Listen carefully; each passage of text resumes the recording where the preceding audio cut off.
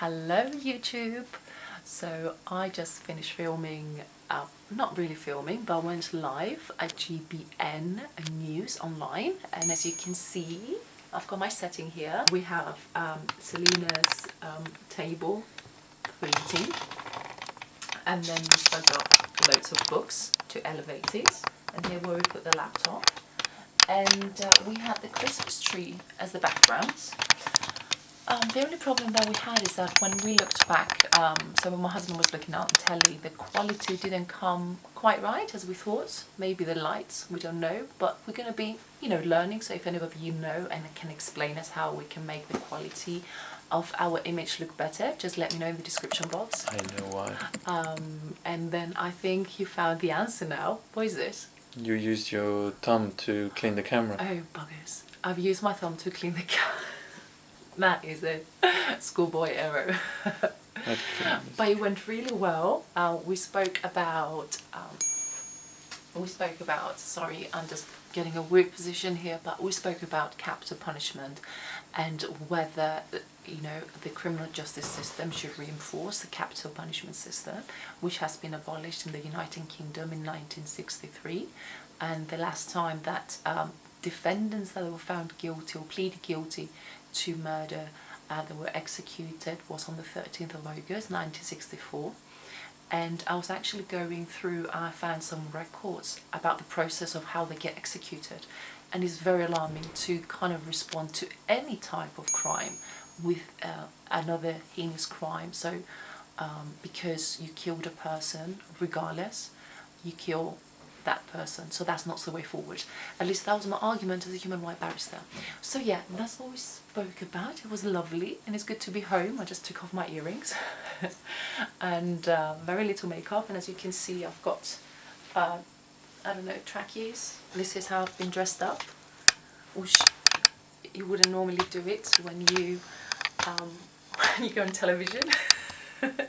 But I'm doing it from home, so it's all good. And I've got my own personal cameraman here, my husband, which is great. You don't get that either when you go on telly. So yeah, so it is late at night. We're gonna have to go to bed and sleep, and I will see you in my very next video, and I wish you loads of love and take care whatever you do. I guess there's two ways of looking at this. The first one is under my professional capacity as a lawyer, which I do not agree at all indeed with capital punishment. But of course, through that and being able to study through the years of becoming a barrister, and with my personal experience, I never ever have I desired the death of the murderers of my mother. I believe in transparency, I believe in accountability, I believe in justice. I believe the worst thing you can do for a human being is to deprive them from their freedom. And that's the way we should be approaching those matters of a civil and democratic society.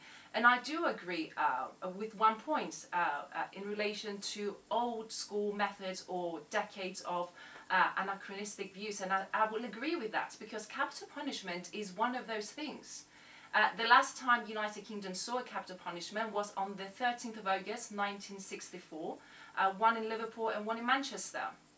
And actually, I was going on through reading the process that these people were executed, and why would we do eye for eye? Why would we want to respond to a heinous crime with another heinous crime? That's not the answer. That's not the way forward. That's not a way of respecting human rights. And I stand by it. But may I just add one last point, because you mentioned about the criminal justice system, and I want to take a step back. I would like for all of us to take a step back, and that's a reflection about our criminal justice system.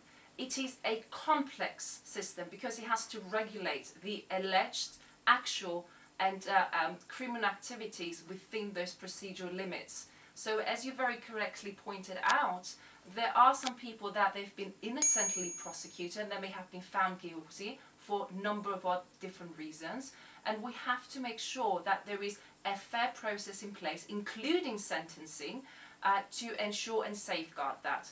And according to the sentencing guidelines, there is that, and that's the whole life order. And perhaps the judge who sentenced the two defendants who should have considered that.